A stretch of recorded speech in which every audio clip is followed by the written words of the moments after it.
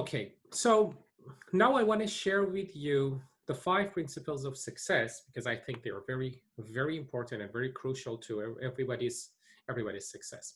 And here's what we have about it. Success. The word success uh, connotates different meanings. Every single one of you may have your own definition of success. As I said before, success to someone can be having peace of mind, and to another person can be continuous improvement. To another person means earning $500,000 per year. To another person, success means being in a healthy and constructive and happy relationship, and many more. There are many more definitions. So whatever is your definition of success, I want to tell you that there are 5 major principles that should be in place in order for us to be successful. Number one is to know the outcome. So if you want to be successful, you have to know what you're going to expect and what you want to expect. And this is where the power of visualization and goal setting comes to place. Okay, the 9 principles, the 9 questions that you can ask yourself about the outcome that you set for yourself. That's number one. That's the most important thing. That's the stepping stone. You have to start with that.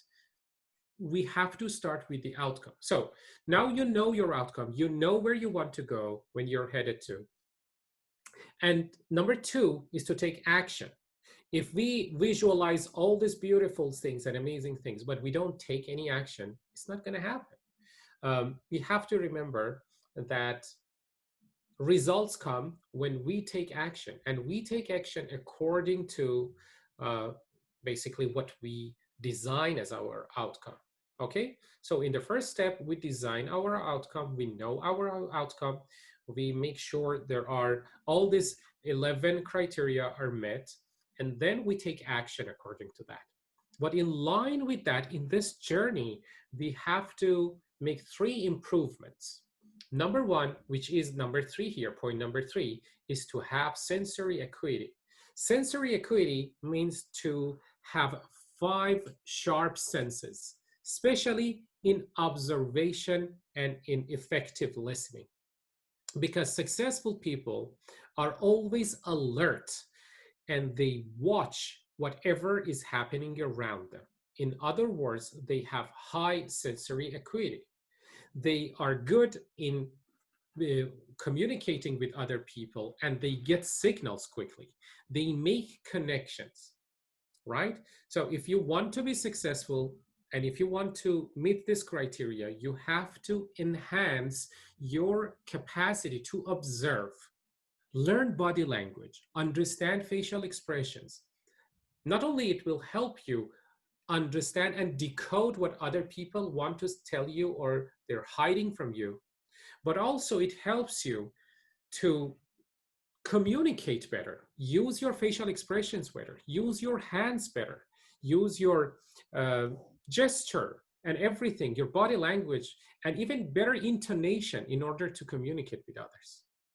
So we have to improve the language. So by language, it's not as simple as like speaking English or speaking Arabic or Farsi or Spanish or Italian or whatever. It is important that language is important, but there are certain strategies that we have to take into consideration. We have to learn so that we become more alert in listening, in effective listening, to get better signals from other people. So that's sensory acuity. So we sharpen our senses because these 5 senses that we have are our channels through which we communicate with our external environment, right? So we improve these bridges, we improve these channels.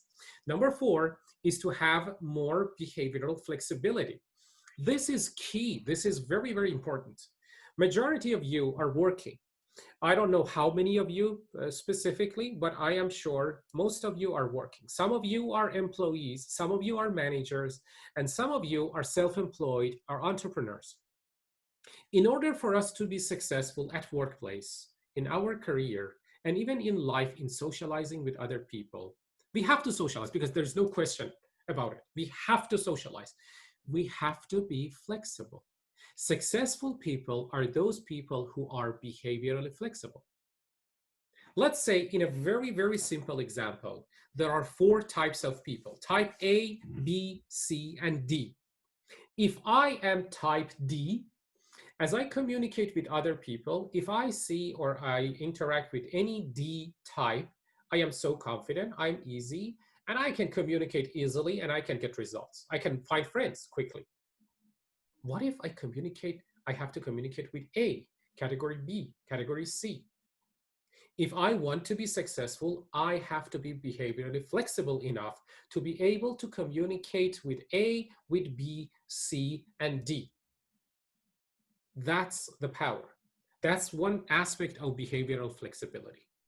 So if I want to be successful, I have to be able to communicate with a variety of people with different backgrounds, with different knowledge, with different expertise, with different language, with different body languages, and with different preferences. That will be my power. Next, it is still behavioral flexibility, but if I change my situation, if I change my environment, I have to adjust myself to the new environment. I have to change.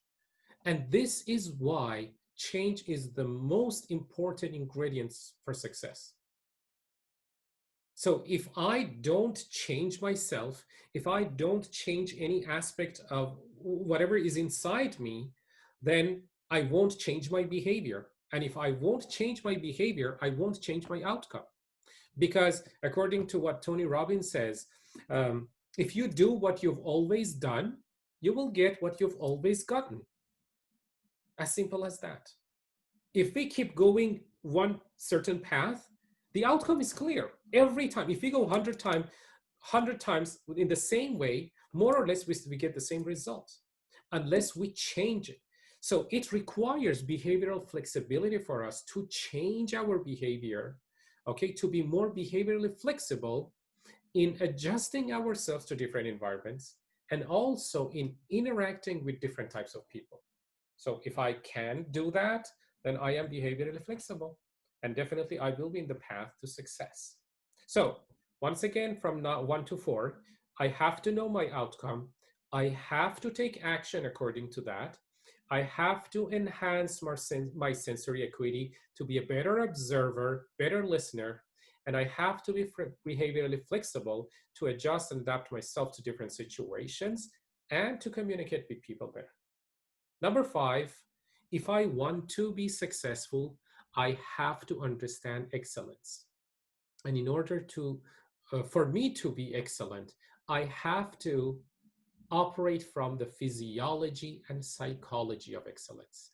And what that means is I have to change my physiology to physiology of my perfect future.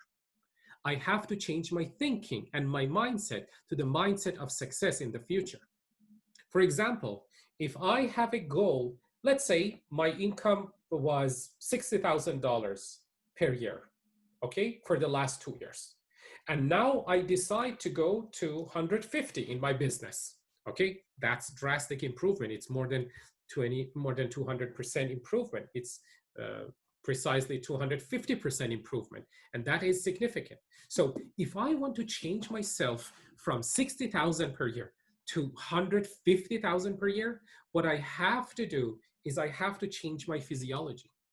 I have to live and think and feel like a person whose salary or whose income is $150,000. Because if I keep thinking about my money, my income, my business, my whatever, the same that I was thinking before, I'm going to get more or less $60,000. In a good situation, $70,000. But I have to come out of those comfort zones. How? By operating from physiology and psychology of excellence. So in NLP, we learn to model the better behavior, model excellence in order to become excellent, in order to be better. We look at how other people, how successful people in our field are performing, are operating, and we just do the same thing. But according to our requirement, we adjust it. But basically, more or less, that's what we do. All right, we model the behavior, and that's what happens. So if someone is in the category of 100,000 or 200,000 dollar per year, and if this person wants to go for half a million, the thinking should be different. The feelings should be different. If he thinks like how he was thinking before, he's going to get the same result as he was doing before. All right. If we are not in a good relationship, but we want a good relationship, or our conscious mind wants a better relationship, if we want that, we have to operate from physiology and psychology of excellence. So in this later example, if I want to change that, if I want to move from being single, being alone, being lonely, to someone who is in a good relationship, sound relationship, healthy relationship, I have to change my physiology. I have to act as if I am in a good relationship so that I can attract someone that I want. Otherwise, how can an ideal person come to me when I can't show myself? If I don't have that psychology of being in a good relationship, and I don't have that mindset, and I want to keep this mindset of, for example, everybody's bad, people are not good, relationships are not good. If I fall in love, I will feel hurt and everything. How can I experience excellence? So the solution is to operate from physiology and psychology of excellence. If we want to be successful, we need to have a checklist of 5, and we have to put a tick next to each one of them. And when we add the factor of time, the time factor, our consistency and our repeated positive behavior will lead to excellent outcome. And that's how we can actually achieve this. That is why it is said that success starts from your mindset. Future, you can create your future by thinking about it. That's why we say, it is said that imagination is the starting point for creating a better future. The moment you start imagining, you start creating your future. And when you know your outcome, when you specify it, when you answer those 9 questions that I shared with you, when you take action, when you enhance your sensory acuity, when you add behavioral flexibility to yourself and to your life, and when you operate from the physiology and psychology of excellence, you should expect good outcome. You should. You should expect success. And that's the science of success. So I talked about NLP in my presentation. I just want to tell you what that tool does for everybody, because by now you understand that hypnosis is useful. You understand how hypnosis works. You know that prayer can be very helpful. You know the power of affirmations, and you know as well how basically meditation can help you.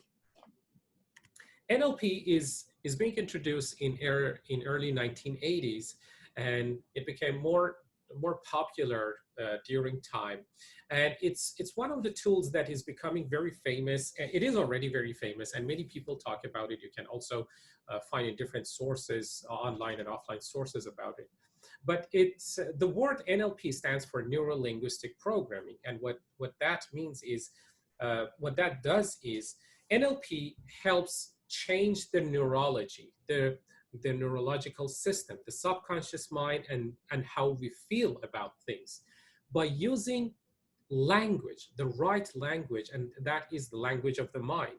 So by using the right language, or language of the subconscious mind, we make changes to the subconscious, and that is the P of the word NLP, because P stands for programming. In other words, we reprogram the unconscious mind, and that's what happens. And most of what happens in NLP is based on pictures, or with the help of pictures, because the language of the unconscious is pictures and emotions, or image and emotions. So we just change the images, change the color, the intensity of images, and instantly our perception and our feelings and emotions will be different.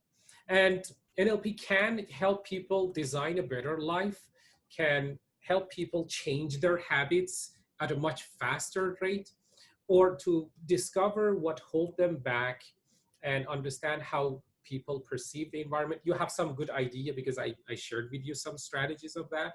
And of course, it's one of the best tools in in making us and helping us improving our communication skills and relationships, because nothing is more important than communication skills. It's one of the core skills that everybody in this world needs to be equipped with, for sure. And of course, we want to uh, have better control over the subconscious mind. We won't know everything that is happening at the subconscious mind, but we will know enough good tools and right strategies in order to make some changes to it. And there are other benefits. I don't want to talk much about it, but this is basically what NLP does, and I teach in class in the context of classrooms, and also I work with people on one-on-one basis in the coaching sessions to help. Sometimes I also have small group coaching if they have like similar goals, so that we work together. On the other hand, this is something that many people haven't heard about. As we talked about the limiting beliefs and negative emotions, timeline therapy is the world's fastest and most effective technique in getting rid of negative emotions and limiting beliefs. And I have tried lots of methods. I have seen, I have heard about lots of methods. I've gone through different references and books that talk about effectiveness of different methods in dealing with negative emotions. And I can tell you, timeline therapy is one of the fastest and most effective techniques in getting rid of negative emotions, because it deals with the root cause, it identifies the root cause of the problem, and it deletes it. It deals with it right away without wasting time. And this is why timeline therapy is very, very fast, very effective. Many people don't believe that they can really get rid of the negative emotions that they were holding for long times, sometimes even for more than a decade. And it just happens. It just happens very, very easily.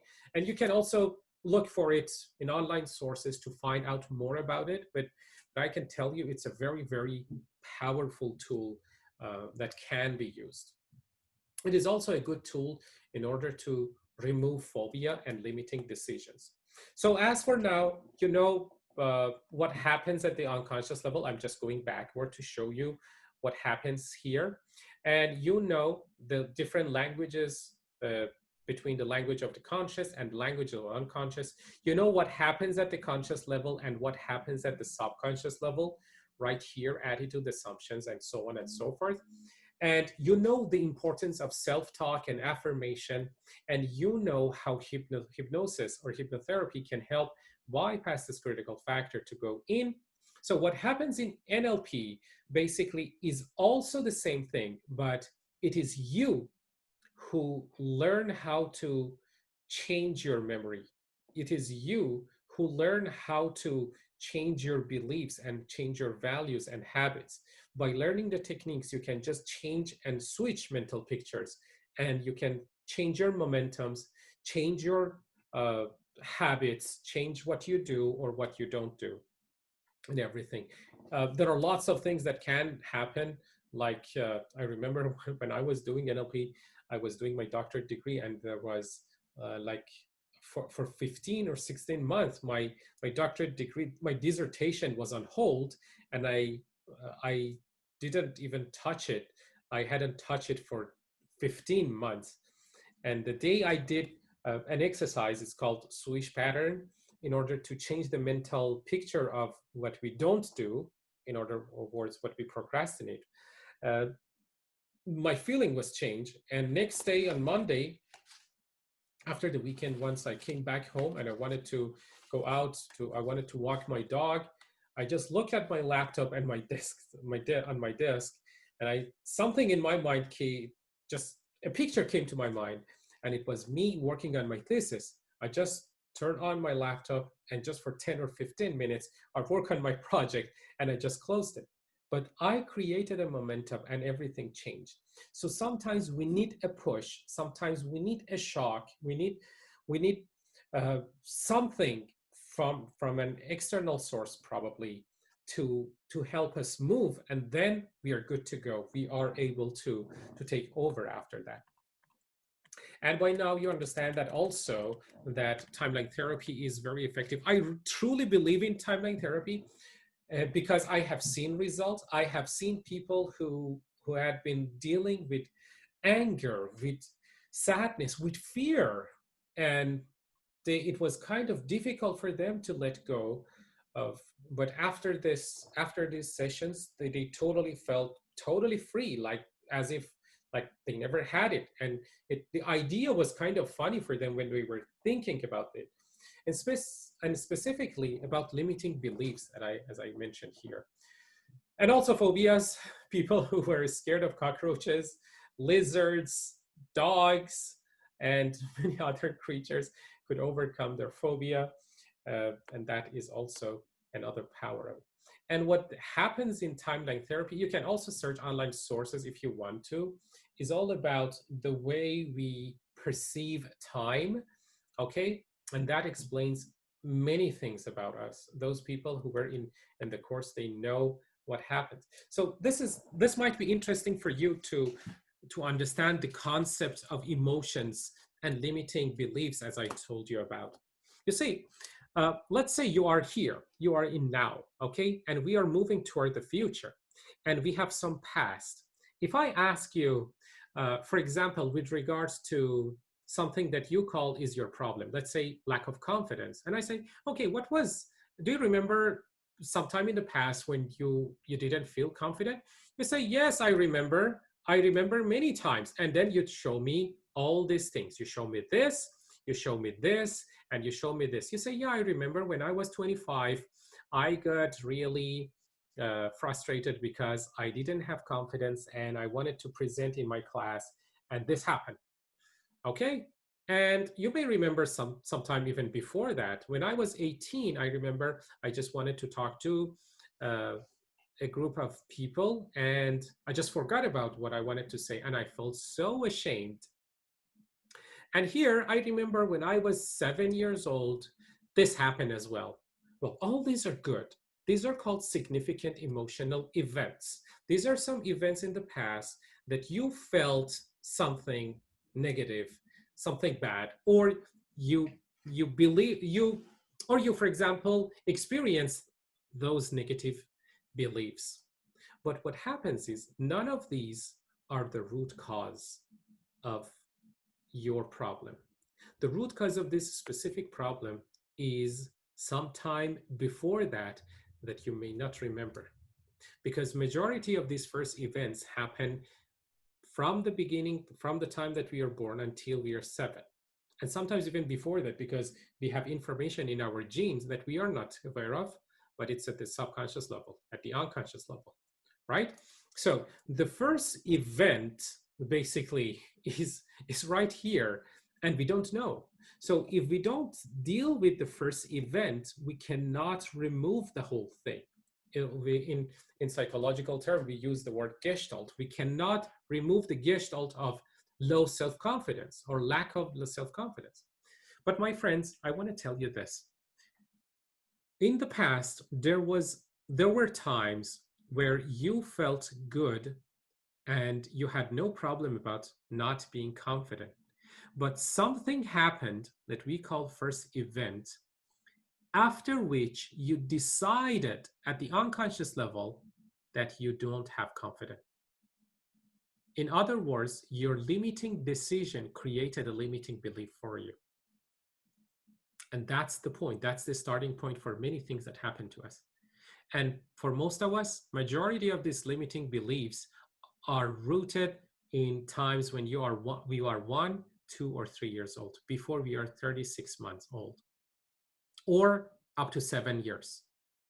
Because up to the time you're 7 years old, our conscious mind is not fully formed. Our critical faculty, no, better to say, our critical faculty is not established. And that is why a 4-year-old kid can believe anything that is being told. A 5-year-old kid can believe anything, but when they become 7, when they go to school, that critical factor starts helping them or protecting them. That is why parents can play a critical role in developing and helping their kids, because what we tell them, what we tell our kids, become their reality, is their reality, and their beliefs are based on what they are told. So this becomes a very sensitive topic because kids do not have that critical factor built up, and they receive all this information. So we have lots of things that are basically with us since the first events, and we carry all of them with us, but we may not be able to recall the first events, but they are at the unconscious level. So what happens in timeline therapy is basically is to go all the way back before the first event, and we deal with this specific first event that is the root cause. And that is why we can remove the whole gestalt. We delete the decision from the root cause. We delete the negative emotion. We release the negative emotion from the root cause. And that's why when we come back to now, then everything is different. And consciously, we know that sometime in the past, we felt lack of confidence. But in the unconscious mind, it's not the case anymore, because all of these are filled with positive learnings instead of lack of confidence, and the person believes in himself or herself. And this is why timeline therapy works at a very, very, very fast pace. So I want to tell you this principle of empowerment because it's super critical and at the same time very empowering to know. People operate from two sides and can operate from two sides. One side is C, the other one is E. People operate from the C side or operate at cause. And people who are at E side and the right side, they are at effect. So people who are at cause, they know that they are the cause of everything. They are responsible for anything that happens to them. They are source of power. They know they are responsible for their outcomes, and they hold themselves responsible for it. To them, there is no try, there is only doing or not doing. And they focus on doing it, and they keep going until they get results because they know that they operate at cause. But people who are at effect, they are usually victims. They play the role of a victim, and then they say, you know what, I couldn't because of this. I couldn't because I didn't have money. I couldn't get rich because of this. Oh, I wanted to do this, but I didn't have time. Oh, I wanted to do this, but I was tired. I didn't have energy. I wanted to be happy, but I couldn't. Well, these are all reasons. These are all rationalizations, and these are all excuses. If we want to be successful, we have to change that formula. We have to, instead of being at E side, we have to be at the C side, and we focus on results, because results are the ones that make us more powerful. All right, so we forget about E, we go over the C, we focus on results, and then we will feel empowered. And this is empowerment. And empowerment is all about you discovering and realizing and noticing that you are responsible for your outcome, you are responsible for it, and you are responsible for it. I repeated it 3 times to emphasize on that. And that is empowerment. If I understand that I am in control of my mind and therefore my results, everything changes. And that's one of the very, very basic principles that in day 1 of NLP classes, we all learn in class. Empowerment, and it's all me. The power is within me because I have all the resources I want and I need in order to be successful. So, which side are you on? Which side are you on? Are you at the C side and you know that you're the cause of everything and there is no excuse? If you want to do it, you will do it no matter what. Or you will say, you know what, it's because of this and because of that. Forget about all this because, and becauses. Forget about them. They are not helping us. They are not serving us because we are not victims. We cannot be victims of that. Let's not make ourselves victims of the circumstances. There are always circumstances around us, but we have something on the inside, and that is the unconscious mind. And the unconscious mind is the most powerful tool that anybody could ever have. You have the most powerful ally with you, but you have to communicate with it. You have to wake it up and you have to work with it. And I guarantee the moment you start working, you will get results. You feel better, your emotions will be better, your actions will be different, and your habits will change from negative to positive, from destructive to constructive, and you construct a life. So this is the last slide I want to share with you. This is beautiful, and this is what my passion is. I always share this story with people. Um, it is said that eagles have one of the longest lifespans, and this is a story of an eagle.